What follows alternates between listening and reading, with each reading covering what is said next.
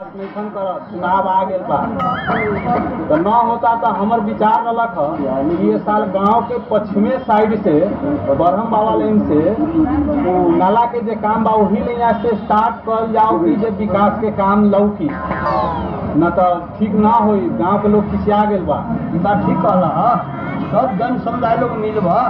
कौन ऐसा काम वाली ना होई एक बार सब के मिला के उपभोक्ता समिति घर में चोरी हो गई बा तो फैसला रहे करे के बा अभी करे के आ चोरों पकड़े बा ठीक बा तो बैठा तोरा समस्या के समाधान अभी हम नहीं करे बैठा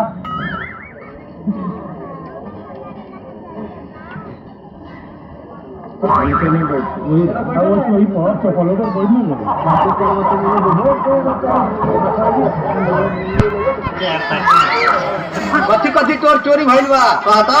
हमरा से का पूछत है मैं काका से पूछ ली गवाइयो ये बा यार का तुम्हें बतावा ना तो ये तो बस इनका चोरी भइल बा थरथरा तारी डेढ़ा तारी रो तारी तुम्हें बताओ जाना तारा तो हम कथी बताइए मुखिया जी घर में एको दाना लेके छोड़ने गोड़ में के हंसुली नाक में के पाए इधर महाराज जी के फेंकला ले आया पोका के पोका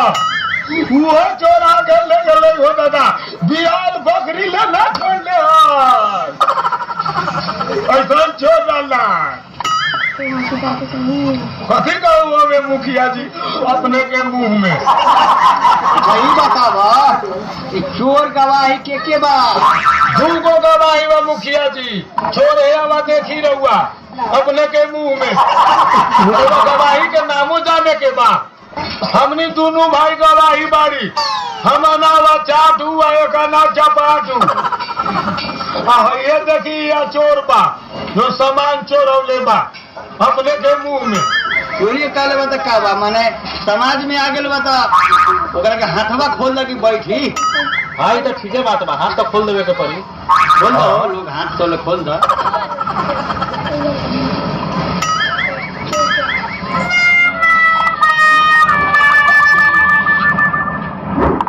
काका भैया रहिए हो ना तो भागना है कैसे में सही के ने भागी है बाबू बैठ बैठ बैठ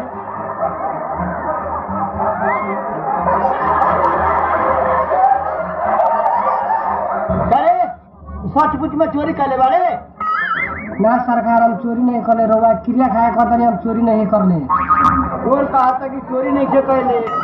पंचायती कैसे होई ये बताओ जब चोरे कहा था कि चोरी नहीं के कहले थी पंचायती कैसे होई मुखिया जी हमर दूध गुदावा बतो दूगो गवाही हो मुखिया जी हम चाटू वही चपाटू अपने के मुंह में अरे कहते रहे कि छोड़ इनकार करे तो पंचायती ना हुई हम गवाही बकेला तैयार बड़ी आ तू बगना गिनावे तो बटुआ भगवान तो हमू देखले बानी मुखिया जी अपने के नाक मारी जब तू देखले वाले कटुआ तो साथ साथ बतलाइए पंचायती होता है कोनो खेलौड़ नहीं खे झूठ बोलबे तो तोरा ठीक ना होता साथ साथ बतो कथी कथी चोरी भाई अगर हमने छानबीन करके अगर चोर ना हुई तो हम तोनी के सजा देहन सा दोनों गोला के हम जे पाईदारी से साच कहतारी मुखिया जी अपने के मुंह में हम झूठ बोले वाला आदमी नहीं के मुखिया जी अपने के मुंह में रातू हमनी दोनों परानी सूता रही पलंग पर अपने के मुंह में 12 से 1 बजल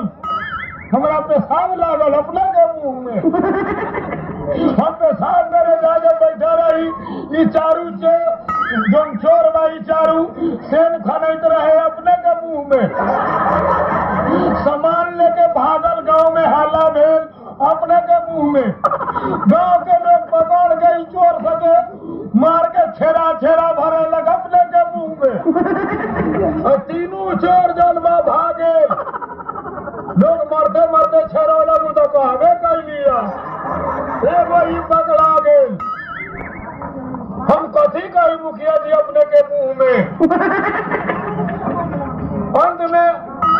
जोन एगो चोर बचा रहे वो चोर बकोर बकोर भरलक अपने के मुंह में हमरा से कभी बोल रहे मुखिया जी अपने के मुंह में पंचायती में तू कही नहीं आल कहियो हाँ? ये सब बोला जाला पंचायती में सब हमरा मुँह में कहले तू ये सब कहल जाला तेरा गवाही का हम ना मानम तू हमरा को चाट के धो देले पंचायती में आके यही लिखा बोला जाला गवाही बोले पंचायती में नहीं तू सब कुछ कहले सब करम धन हमारा मुँह में कह देले तोरा गवाही का हम ना मानम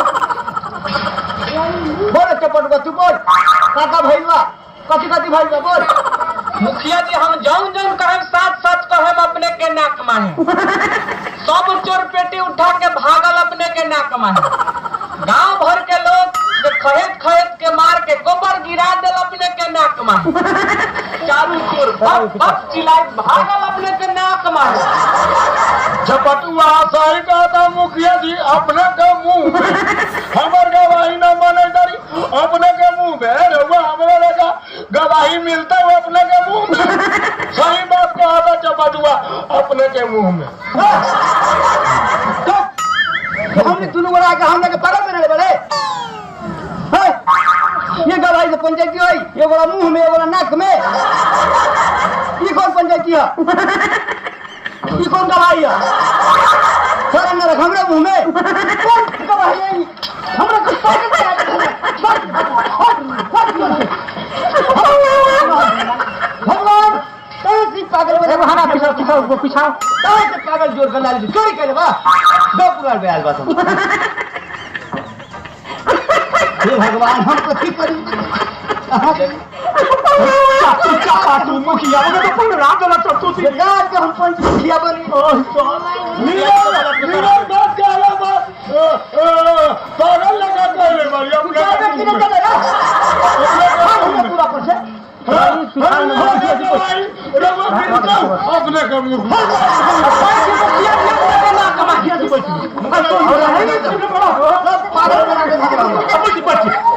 मुखिया जी बैठी अपने के नाक माहे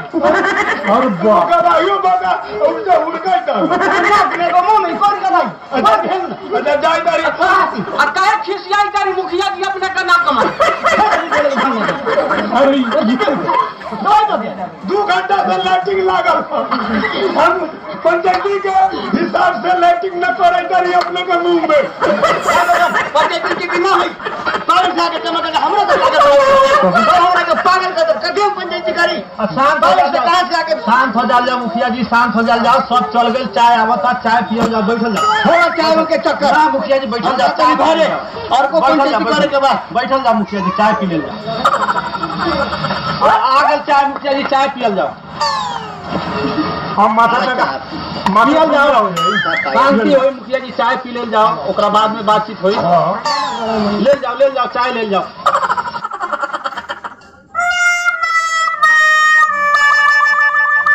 ऐसा पागल से कोनो पंचायती में भेंट नहीं कर बड़ा खिसिया रही है मुखिया जी अब चाय पी या शांत हुई गरीब के न्याय दियावे के पड़लक न्याय दिया वही सही नहीं के बोल कोनो मुंह में कोनो नाक में कहता हम कथी बोली ना बोली हमर दिमाग पगला गेल बचा लोगन पूरा पर से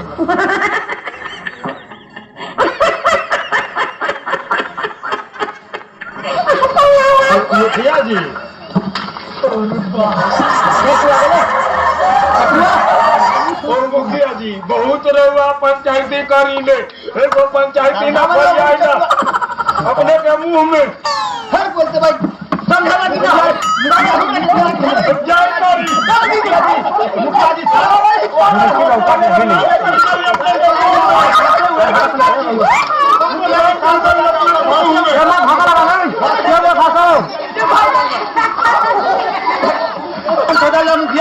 भाषा हुए बा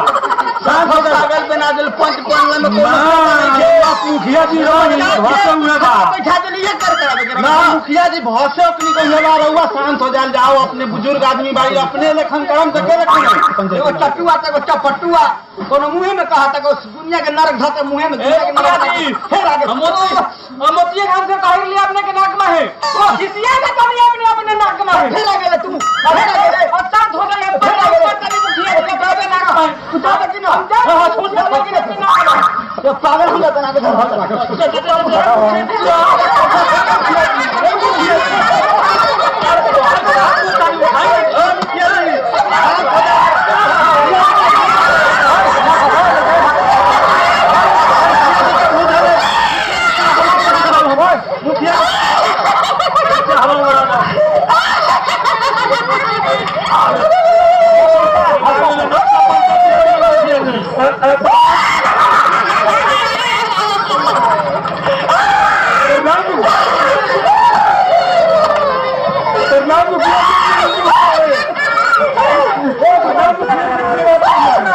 दुनिया पागल सब पागल हम पागल सब पागल मुखिया पागल सब पागल